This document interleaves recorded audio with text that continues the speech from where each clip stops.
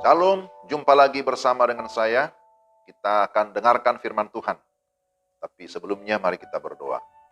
Tuhan, kami bersyukur setiap kali ada kesempatan mendengarkan firman-Mu. Kami berdoa, memohon pertolongan Roh Kudus, sehingga kami dapat memahami firman-Mu, dan setelah itu kami dapat melakukan dalam hidup kami. Dalam nama Tuhan Yesus. Amin. Firman Tuhan, Yeremia 29 ayat 11. Sebab aku ini mengetahui rancangan-rancangan apa yang ada padaku mengenai kamu. Demikianlah firman Tuhan, yaitu rancangan damai sejahtera dan bukan rancangan kecelakaan, untuk memberikan kepadamu hari depan yang penuh harapan. Demikian firman Tuhan. Tema kita, rancangan Allah adalah damai sejahtera. Saudara-saudara, saya percaya, yakin bahwa saudara-saudara sudah sering mendengarkan ayat firman Tuhan ini. Sangat familiar di pendengaran kita. Setiap kita pasti menginginkan agar kita memiliki kepastian akan masa depan.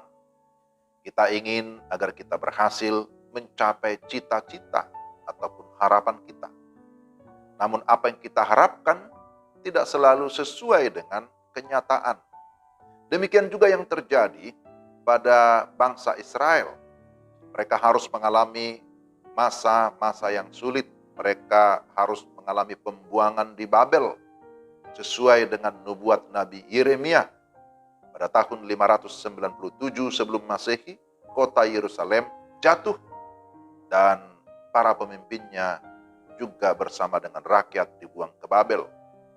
Setelah mereka menetap di sana, Yeremia menulis surat kepada semua orang di pembuangan agar mereka membangun rumah dan menempatinya, berkebun dan memakan hasilnya, berkeluarga dan berusaha menyejahterakan kota tempat mereka tinggal. Mereka tidak mendengarkan mimpi-mimpi para nabi-nabi palsu yang mengatakan tidak lama lagi mereka akan kembali ke Yerusalem. Sebab sesungguhnya Tuhan akan membawa mereka kembali dari pembuangan setelah sekian lama. Lamanya berapa tahun? 70 tahun lamanya. Janji Allah kepada orang buangan di Babel sebagaimana dikutip sering diterapkan kepada orang Kristen masa kini yang sedang mengalami kesedihan, yang sedang mengalami kepedihan, yang sedang mengalami kegalauan. Bahwa pertama menjadi satu penekanan di sini. Allah mempunyai rancangan bagi umatnya. Hidup mungkin tampak seperti sulit, seperti tidak ada tujuan. Ada orang menggambarkan sejarah sebagai jejak kaki lalat mabuk di atas kertas putih. Tapi itu tidak benar. Hidup tidak acak tanpa arti. Tetapi hidup kita ada dalam rancangan Tuhan. Nah, itu yang harus kita aminkan, yang harus kita yakini. Jadi Tuhan tidak menciptakan kita tanpa tujuan. Allah mempunyai tujuan, mempunyai rancangan bagi kita umatnya. Dan yang kedua, Allah tahu rancangan-rancangannya secara persis. Ya, walaupun mungkin kita belum memahami secara sempurna apa yang merupakan rancangan Tuhan dalam hidup kita.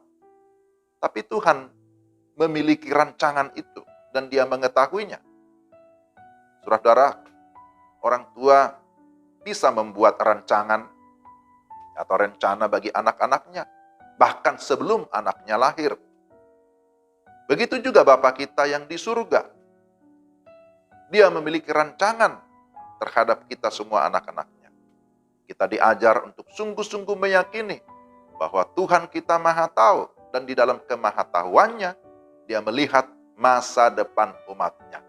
Dia melihat masa depan kita. Dan yang ketiga, bahwa rancangan Allah adalah rancangan terbaik yang penuh dengan damai sejahtera. Rancangan shalom.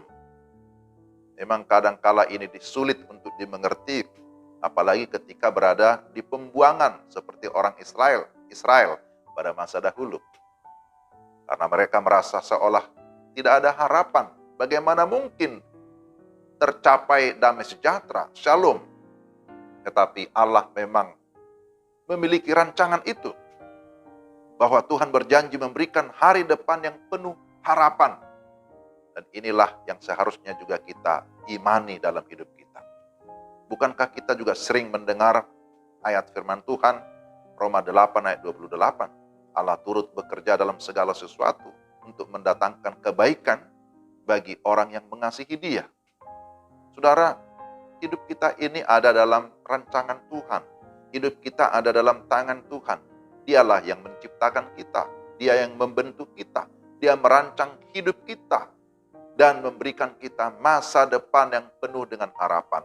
Rancangan damai sejahtera.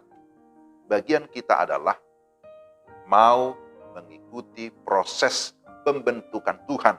Sekalipun rasanya sulit seperti di dalam pembuangan. Tetapi mari kita mengikuti rancangan Tuhan di dalam segala ketaatan.